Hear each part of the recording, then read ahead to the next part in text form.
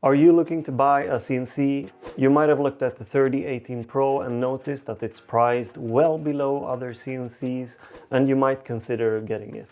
Let's take a look. So this is my old workhorse. It's been running multiple projects and it has definitely been worth the price. I'll tell you the 3 things that I really like about the machine and the 3 things I don't like about the machine. So number 1, this machine has been a great learning experience. And by that I mean by using this machine, I learned how to use the software to control a CNC.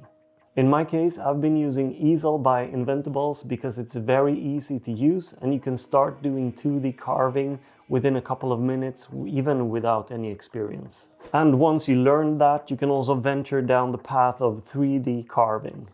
And to do that, I use Fusion 360 to create my G-code, and then I can import that into Easel. The G-code has all the information regarding feed, speed, bit, and how to cut the project all in one file. So to be able to do that, you need some experience with Fusion 360 or some other software that can do the same.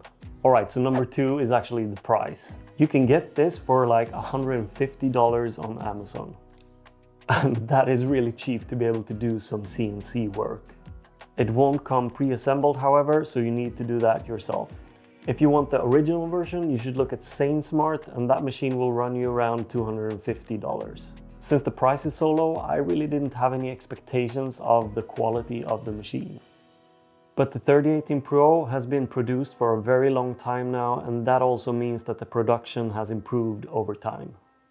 There are many things that aren't great, like the control board is exposed on the back. If you get the SainSmart version, however, I think it comes with some kind of enclosure for the control board.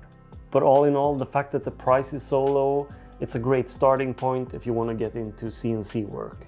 Number 3, the 3018 Pro is a really good machine for doing smaller projects. The work surface is of course limited, so you won't be able to do really big things unless you go crazy with the tiling feature. Because with the tiling feature, you could do really long projects at least. I have made several smaller projects on this machine, and for that it worked just perfect. Since you know you only have the small amount of workspace, you won't really consider doing bigger things anyway.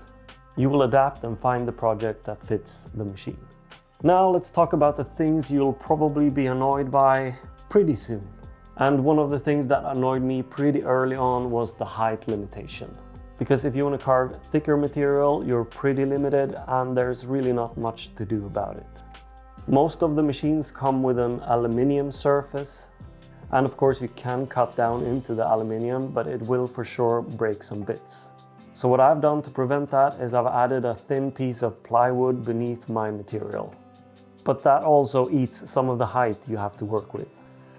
And for that reason, doing 3D carving on this machine is pretty limited. Now, I haven't used my CNCs for 3D carving that much, so it hasn't really mattered to me. But if 3D carving is what you want to do, you have to take the height limitation into account. Another thing that might annoy you is that you really can't use this for production. That's actually a lie. You can, of course, use this for production of items. It's just very slow. And the spindle motor is pretty fragile, so you can't really speed things up that much.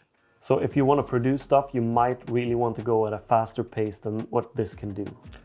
But if you have a lot of time, sure, you can run this machine as a production machine, of course. But you also want to stay around and be alert if something is to happen.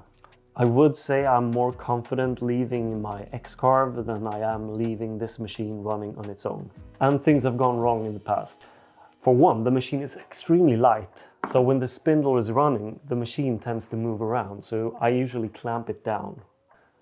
And the third annoying thing about this machine is that it doesn't come with a dust collection. You can of course buy that as a separate part or an upgrade, but that's also one caveat of this machine. I see this as an entry-level machine into CNC carving. It's something you get because you're interested in getting into the CNC machinery. And the reason you can do that is the price. It's cheap for what you get. But if you start upgrading it, you'll spend a lot of money on a mediocre machine instead of spending all that money on getting a better built machine. So there are a ton of upgrades. You can upgrade the work surface, you can get a much stronger spindle motor, you can buy the dust shoe, and you can even install a laser unit to use this as a laser. And there's also a great catalog of replacement parts should it ever break on you. And if you're into 3D printing, there are even some parts that you can print. So I did a review of this machine pretty early on and I got a bunch of questions about it. So one of the most asked questions is, what software do I use? And once again, I'm using Easel by Inventables. Another question I get all the time is if this machine will mill metal. No. I have done some brass work with it, but it's not ideal. You have to go really, really extremely slow.